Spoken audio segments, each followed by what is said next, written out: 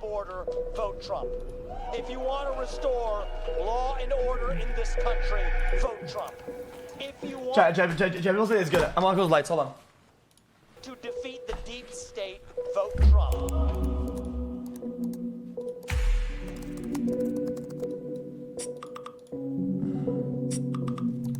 Hey Johnny. Hey Pachi. I'm having a really hard time wrapping my head around this story, I must Yeah. admit. And this concept of deep state has been so, I think, poisoned by politics. He has bias. And Yeah, he has Trump bias. sort of using it for everything that he doesn't like, and it kind of makes it But hard he does to research, approach though. it earnestly. But I At least think there's some amount. we have to keep digging. Like, think there's something here. Is the deep state real? Is the deep state real?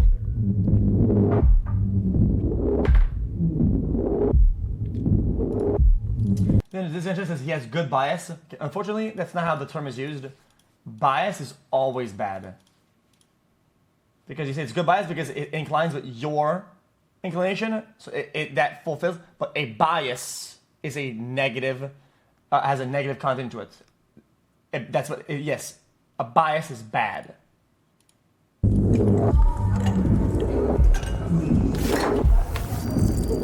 There's this moment in the 60s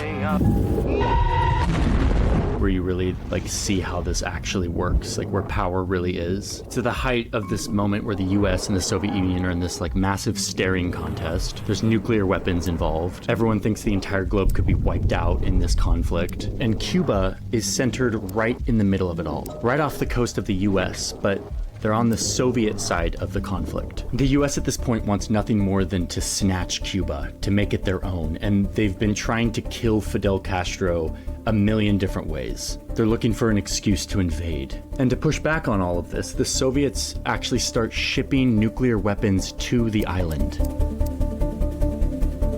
The US has no idea, until one day, a spy plane is flying over the island and they snap this wild photo. I mean, it doesn't look like a wild photo, it just looks like a random field in Cuba. But you zoom in and you see canvas tents, trailers, missile launch equipment. I mean, the US government immediately knows what they're looking at here. The world's most destructive weapons are actually hiding under these tents, ready to launch. Hiding? Dude. It's like a random field in Cuba. Dude, your local fucking weed dealer hides his shit better than this. What the fuck? But you zoom in and you see canvas tents, trailers, missile launch equipment. Missile launch equipment? Open air, dude? Dude. The guy that sells you a fucking 2 G's of weed does a better. What the fuck is this going on here, dude? Equipment. I mean, the US government immediately knows what they're looking at here. The world's most destructive weapons are actually hiding under these tents, ready to 60s, launch, so what? sitting right in the United States' backyard, right off their coast. Nuclear war 103 miles away. Within the past week, unmistakable evidence has established the fact that a series of offensive missile sites is now in preparation on that imprisoned island. It's a crisis, a Cuban missile crisis. And one man in Washington, D.C. suddenly has a really difficult decision to make. Let me pause. Okay, what's one pause? Chat. I think it's irresponsible, chat, because you run an operation with missiles that's worth probably hundreds of millions of dollars. Literally just hiding with like a small fucking tent, like a piece of cloth that was worth like $40 a pop, and it'd be a major difference. Like what? It's such a small deal. I don't get it. Everyone around him wants him to invade Cuba, but he's not sure. Okay, but here's the kicker of the whole thing. Instead of stay at work that night and like figure out this crisis with his advisors, Kennedy gets in a car and travels across town to like a cocktail party. He came here to a house in Georgetown, the home of Joe Alsop, one of the nation's most influential newspaper columnists. It was the eve of nuclear war, and the President of the United States kept his dinner date in Georgetown. And the reason why is because at that party were the people he trusted, the people who really had power in Washington during that time. Most of them lived here, in this neighborhood, many of them side by side, all within a few blocks. William Colby, the Far East chief of the CIA. He would later become the director of the agency. Chip Bolin, a former ambassador to the Soviet Union. Alan Dulles, who, boy, Alan Dulles, where to even start? He's the CIA's longest running director, and he lived right here in Georgetown. Frank Wiesner, one of the founding officers of the CIA. He lived just 6 blocks away. Felix Frankfurter, a Supreme Court justice, Cool just man, a couple bro. minutes walk Hold on. away. And Kennedy himself had a house in this neighborhood. The reason JFK kept his date in Georgetown that night was because this is where power in Washington was. Well, this seems kind of fun, On the other side of town. Chat, joke aside, chat, this seems kind of fun. That, like, if let's say your friend, let's say this is not politics, it's just friends, you all live nearby like this. It seems kind of cool, bro. You have a group chat. Yo, buddy, go to fucking house, fucking 304 tonight, boys, and everybody fucking groups up and shit. It's gonna chill. From the Capitol building, the seat of American democracy. The decisions were being made here by unelected men who had an immense amount of secret power. These were powerful men who were not elected or accountable. And at this point, they had become drunk on the worst kind of power, the secret sort of power that corrupts, the kind of power that our founders sought to check and balance with all of their founding documents. But here in Georgetown, it had moved beyond anything the designers of the country could have predicted, into a shadowy, separate part of our government, a deep state that was actively blackmailing the Congress and working to undermine the President of the United States, and being horrifyingly successful at it. Unelected deep state operatives who defy the voters to push their own secret agendas. You take on the intelligence community, they have 6 ways from Sunday at getting back at you. So even for a practical, supposedly hard-nosed businessman, he's being really dumb to do this. As far as I know, we don't engage in assassinations and kidnappings and things of that kind. I do think there have to be serious questions raised about some of the foreign policy blunders that this country has had over the last 20 to 25 years. There's some truth in the idea that there is an ongoing group of people who continue the work of government as administrations come and go. Is it possible for these entities to go rogue? Absolutely. Was the agency involved in the kind of domestic surveillance that has been portrayed in the news reports? My feeling is that it has not. Okay, I'm doing this. The deep state. Is the deep state real? And if so, what is it? Before we do that, I want to take a moment to say thank you to our sponsor, NordVPN Video. So, we ready, Nick? We're good. Okay, sweet. Haji, are you on the board over there? I hear what you're saying. Okay, if you can hear I us. really want this. Could you start by introducing yourself, who you are, and what you do, and what your relationship to this topic of the history of the CIA is?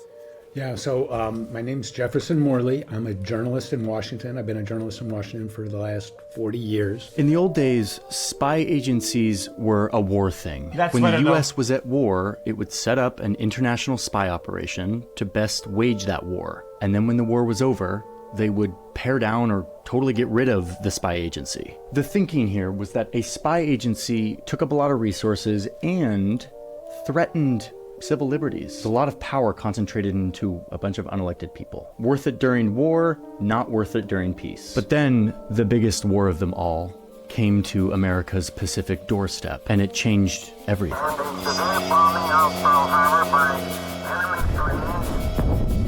And so Roosevelt now has a license, more of a license to do what he wants. And one of the first things he does is consult with a man named Bill Donovan. Wild Bill, a corporate Wall Street lawyer who was obsessed with the power of intelligence. Donovan had very strong opinions, and he said, you need a wartime intelligence service. You're going to war. Wild Bill Donovan would be in charge of the Office of Strategic Services, or OSS, a centralized intelligence agency that would be given immense power to do whatever it took to keep our people safe and to keep our team on top. This was the birth of modern intelligence, a euphemism for spying and lying and cheating and deceiving and sneaking and breaking, coercing, dividing and conquering.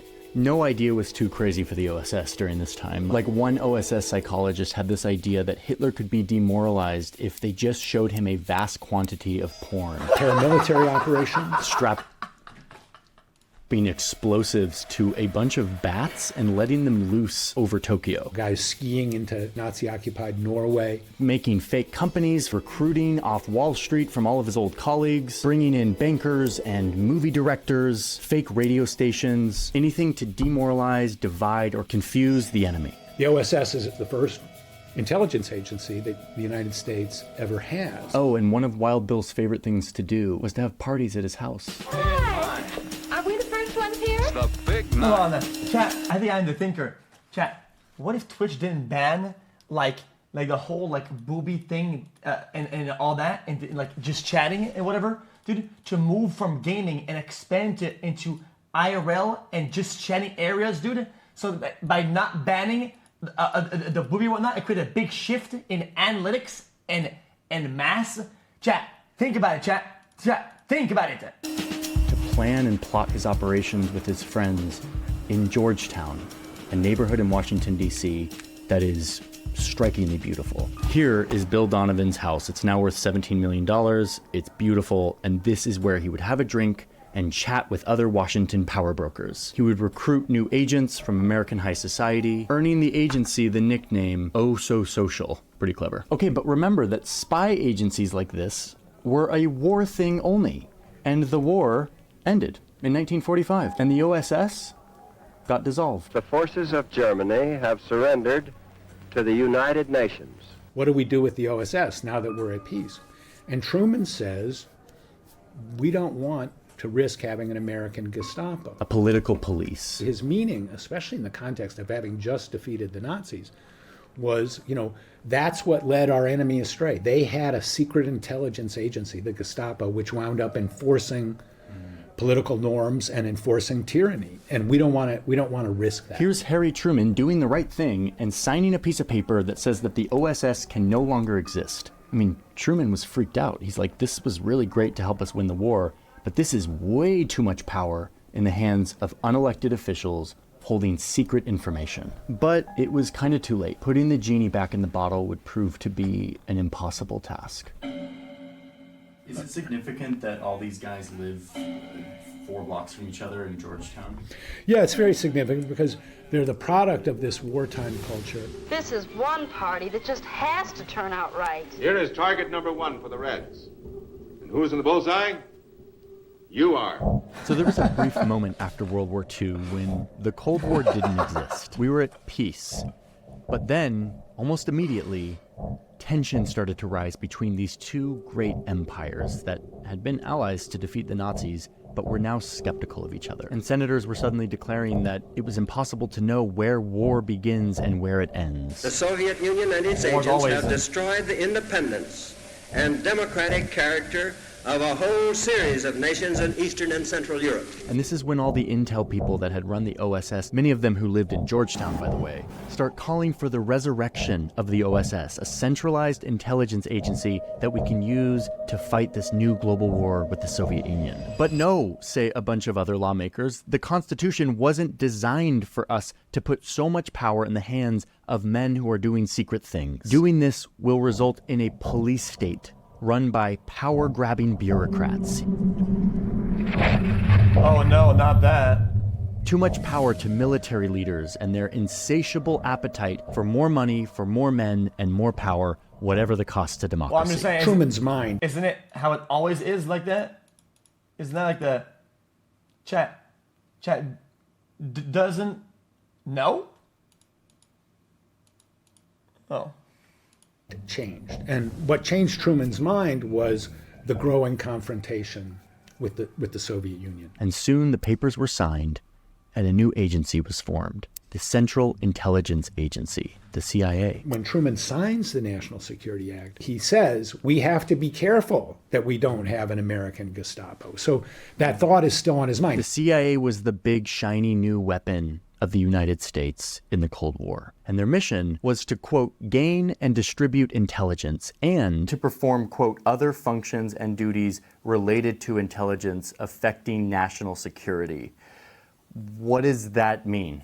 Everybody knew what that language meant. Everybody knew that was, and we just weren't going to talk about it because we didn't want to write it down on paper. Like, what do they do with this vague mandate of national security? Oh boy, they go to town. You must stir the ingredients in your chocolate cake. It feels so clean, but so soft and smooth. Operation Paperclip, 1945 to 1959. The Americans wanted to get those Nazi rocket scientists on their side so that they could develop their own rocket capacity. James Angleton, for example, protects a general under Hitler. CIA gets involved in the Italian elections, 1948. Puts his thumb on the Italian democracy and makes sure that U.S. allies win. Operation Ajax, coup in Iran, 1953. The CIA and the MI6 organize a coup to overthrow the democratically elected government. Now that we encourage the Shah to take that action, I will not deny. CIA coup Guatemala, 1950. Bananas, of course, bananas. Again, democratically elected government, reformists wanted to engage in land reform, and the CIA overthrows it, really at the behest of the United Fruit Company. CIA is now helping American corporations. What's a coup? Coup means hit, right? And basically a coup d'etat would mean a state hit, right, in French.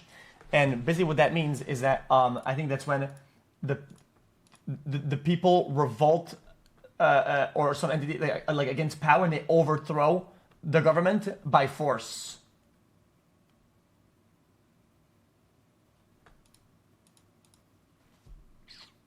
The influence of American corporations on the CIA actions is unmistakable. Allen Dulles was on the board of directors. Howard Hunt, Birch O'Neill, David Phillips, CIA coup in Congo, early 1960s, CIA coup in Chile, 1973.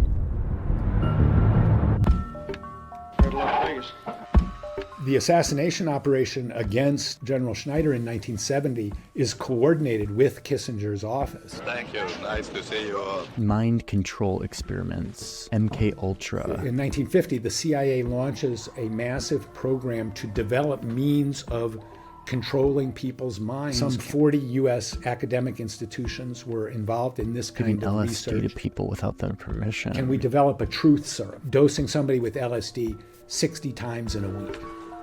Oh my God, dude! Operation Shamrock, electronic surveillance, 1945 to 1975. The first warrantless wiretap. Oh God, Biff. Chad, that's almost one of the worst kinds of torture you can do to somebody because they don't know, and the only thing they could tell themselves is that it's them that's the problem. Whatever. That's like self-torture, and that's endless. Big nightmare. There were hundreds of CIA assassination plots. Operation Phoenix. Eventually, Bill Colby, who was later director, admitted that they had killed 20,000 people. Operation Mockingbird, COINTELPRO, Operation Chaos, Watergate, Jim Critchfield, Frank Wiesner, James Angleton, Roosevelt, John Foster Corey. CIA coup in Indonesia, CIA coup in Greece, CIA involvement in the Guatemalan Civil War. It was a CIA crime spree for 20 years. There's no other way to describe it. So by the 1970s, the CIA is this powerful, well-funded machine of intelligence that is doing a lot of secret things all around the world. They start blackmailing lawmakers to scare them away from investigating them and reining them in. These agencies had harmful personal information on lots of people. When I was doing my Angleton book, a guy told me one day when he went to meet Angleton, Angleton quoted back to him what he had said to his wife in bed the night before. And so they had this capacity, and people knew that they had this capacity. You know, the Kennedys knew that J. Edgar Hoover had information about his affairs with various women. Happy birthday, Mr. President. This kind of super knowledge champion that they had, Angleton and Hoover were masters Wait, of she did the using thing. those kind of secrets as leverage. Kennedy had this thing hanging over his head, and he knew Hoover, had that on him. And so he couldn't fire Hoover. And so much of this power is concentrated among just a few people, many of them not elected, and many of them living right here along these streets in this neighborhood of Georgetown, living in fancy homes, having fancy cocktail parties, and kind of running the Western world. It's exactly the nightmare of the founders of the country and the nightmare of President Truman. And 1 month after the assassination of President Kennedy, Harry Truman publishes an article in the Washington Post and says the CIA should be abolished. Wow. And he says it has cast a shadow on the historical reputation of the United States. The man who signed the piece of paper that created the CIA comes out and says he regrets it. Eventually, Americans start to get savvy to the fact that their government is sort of going off the rails. As this war in Vietnam drags on, more and more Americans stand up and say enough, demanding accountability for a national security apparatus that had gotten out of control. Chat, think about it, chat. A lot of things that are created with the intention, or at least the intention initially, of good, ends up being used for bad, and then they regret it. Like the bombs and like the dynamite, the nuclear bomb and shit. Like, it's always like that. Because I always say, I have no faith in humanity because people are shit. That's what they do. They find something good and then they min-max together until it just breaks. And what does the government do in response? They start spying on the protesters. Operation Chaos was the CIA spying on the anti-war movement. Johnson calls in Dick Helms and says, what's going on? Communists have to be behind this. And so they start infiltrating the anti-war movement. And they come back in about a year and they say, well, you know, Moscow and the North Vietnamese, they really like this anti-war movement, but it's not controlled by them. It's not funded by them. It's pretty much an American thing, you know. But that doesn't change anything. And chaos continues to grow. And eventually, by 1970, there's 30 officers working on it, hundreds of agents. And, you know, the ostensible purpose of chaos, to detect a foreign hand, I mean, chaos was in existence for 7 years. Every time they were asked to report on it, they came back and said, it's not foreign controlled and it's not foreign funded, which was obvious to anybody who was involved in the anti-war movement. There were a lot of people inside the CIA saying, you know, we're spying on our wives and kids, basically. You know, they're going to the demonstrations and we're reading the reports at night. We shouldn't be doing this. Are we trying to exterminate an entire people? What have we become as a nation? Americans were waking up to the fact that these unelected men were wielding way too much power and spying not only on the entire world, but on Americans themselves.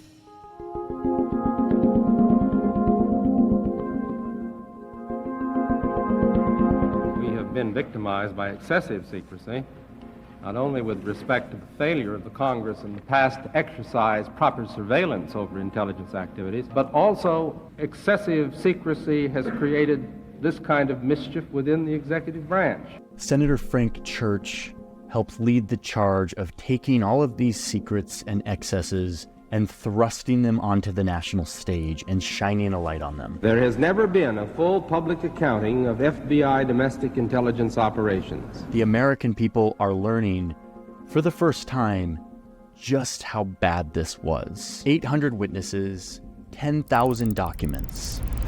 Their secrets were shared. CIA, FBI, NSA, assassination plots. Does this pistol... Chat, like I always say, chat, you guys, I said this in the past before. You guys, I feel like the people out there, generally, the vast majority, don't research, don't read, and even if they did read, they don't care.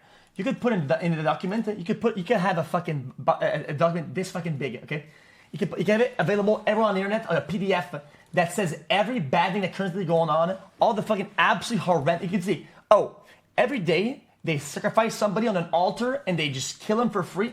And dude, you could have it holy, and generally, people wouldn't care that much. It's just what it is. And people wouldn't go through and down the reading of it. It's just what it is. Fire the dart? Yes, it does, Mr. Chairman. When it fires There's a lot of bad things out there that are all silently, yeah. Spying on Americans. People don't give a fuck. A wholly comprehensive listing of everything those people thought or did on any subject you can imagine they're having a concern with. Targeting people like Martin Luther King Jr. and other civil rights or feminist activists. Bureau agents were told to attack the New Left by disinformation and misinformation. Anti-war protesters were spied on, intimidated. COINTELPRO is the name for the effort by the Bureau to destroy people and to destroy organizations, or as they use the words, disrupt and neutralize. The Bureau went so far as to mail anonymous letters to Dr. King and his wife. King, there is only one thing left for you to do. You know what it is. You have just 34 days in which to do it. You are done. That was taken by Dr. King to mean a suggestion for suicide, was it not? That's our understanding, Senator. The CIA's LSD mind control experiments were also detailed to the public. One of the first things they come across is the MK Ultra papers. And so were the FBI and CIA's attempts to infiltrate the free press, planting journalists within our newspapers. We would later learn in some investigative reporting that this infiltration of the free press was much more widespread than Church even discovered. He reported that up to 400 journalists had been paid by the CIA under Operation Mockingbird, and there's no doubt that it was a massive effort and effective. The Church Committee made a few things clear. Number one, that indeed a group of unelected government employees used immense power and resources of the United States government to pursue programs that were illegal, unethical, and generally out of line with American values and norms. And they did it in secret, outside of any sort of accountability, partly because the U.S. Congress wanted to give them money and turn a blind eye. I can recall. Chad, did at least they had some sort of like objective value, even if unethical? Did they get some sort of data or analysis or like some scientific like improvement out of all of those or whatever? Or it was just done to do what they wanted? Yeah, to some degree. Well, I'm not defending. I'm saying it at least. Members of Congress who It's a question. Recoiled from responsibility of knowing what was happening. Members of Congress who said, "Don't tell me, I don't want to know." I think that is an indictment of the Congress, just as severe as any indictment which is labeled against any of the intelligence community. When Dulles wanted to get approval for the CIA budget, all he had to do was take a top-line number to the chairman of the Senate Armed Services Committee, and he would say, "This is what we want for this year." And the chairman of the Senate Armed Services Committee would say, "Okay, that's what you've got, and please don't tell us anything about what you're doing with it." And so there was no internal challenge to this world of CIA people. But here's the other thing that is so crucial here, which is that when you listen to these hearings, you see people who thought they were doing the right thing, who thought that they were doing what they needed to protect the country during a very scary time. After a 30-year period, all of a sudden you woke up one morning and here was this creature that had been created that no one along the line had ever really contemplated. Each of these steps, I think, initially were honest steps. Many of these agents were earnest patriots, but they were operating in a system. Chat, this chat is fucking guys, what is this chat? What is this? Are you guys? I'm just saying it. If let's say you were if you were like Mojo Jojo from fucking Powerpuff Girls, and you were like, ha ha ha, I'm a crazy madman scientist, dude, and I'm gonna do some experiments on the effects of fucking cyanide or like lead or something like that, and then it kills people or whatever, right?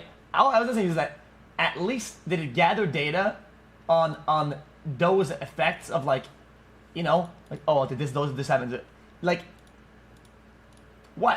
Free of accountability and transparency. Even within the deep state, there are people who are doing things for altruistic and good reasons, and then there are people who are doing things for their own selfish or bad reasons, and you know exactly how many are in each category is, you know, sort of impossible to delineate. I got sucked in when I should have known better, and where many other more intelligent, sophisticated people got sucked in other areas. So after the Church Committee, all kinds of new oversight regulations come in. There's new committees formed, there's new regulations, and suddenly the intelligence community now finally has some kind of oversight. The deep state was reined in. Now, they did fight back. Church was undermined and intimidated by these agencies. CIA people, I mean, they hated Frank Church. Jim Angleton would go around and say Frank Church was a KGB agent. Dick Helms raged against him. Kissinger.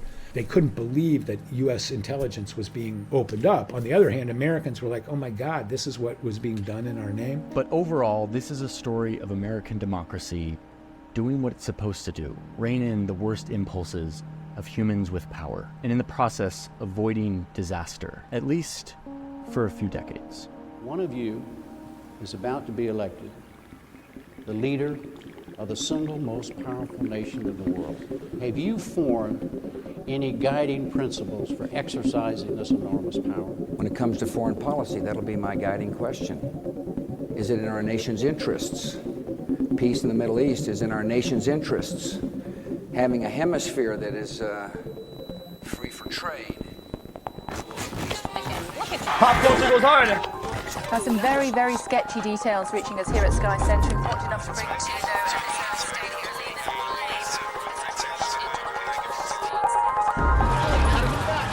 A new threat.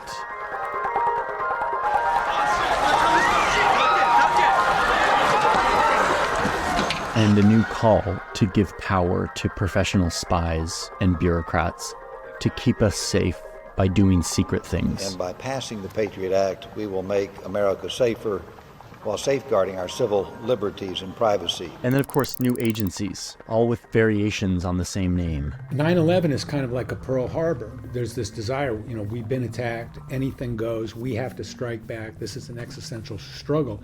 And that same ethos of the early Cold War, now watch this drive. Anything goes, that returns big time after 9/11. And the CIA seeks or asserts, without being checked, all sorts of powers that they hadn't asserted before. They implement the torture program. They massively expand the warrantless wiretapping, the kind of things that we had seen Angleton do in Chaos. Those exact same techniques are revived and expanded after 9/11, on a very large scale. Taxpayers funneling money into millions of new top-secret jobs. 22 Capitol buildings worth of new office space. I mean, surely less secret, though. Spring up all around this area where I live to house all these new secrets. And inside them, waterfalls of new programs. So many weirdly named programs that no one leader could ever hear about, let alone regulate all of them. There's not a whole lot of effective oversight on something that has grown so big and so bushy. And none of which should be known to the public. That is, until someone who's worried that history is repeating itself decides to spill the beans. Our breaking news this evening is the identity of the man who sent the Obama administration into defend and explain mode this week. His name is Edward Snowden. He's an American former CIA employee and computer technician. Today he came out as the leaker of classified NSA documents that spell out a secret... And we all kind of wonder, what if we actually need this now?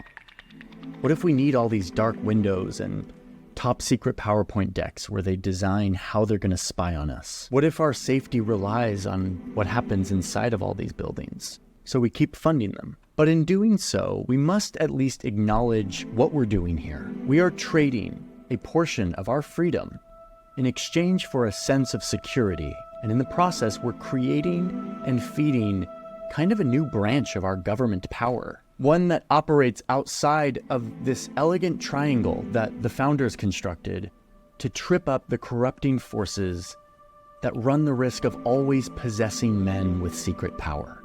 Most everybody agrees that there's overclassification. There's way too much information that's classified, but information is power, and the fewer people that have it, the more power the people that do have it have. And the result is that when the most powerful man in the world arrives to the most powerful house in the world, promising... But if you blow up that scale, though, right? If you think only America, yeah, that's true.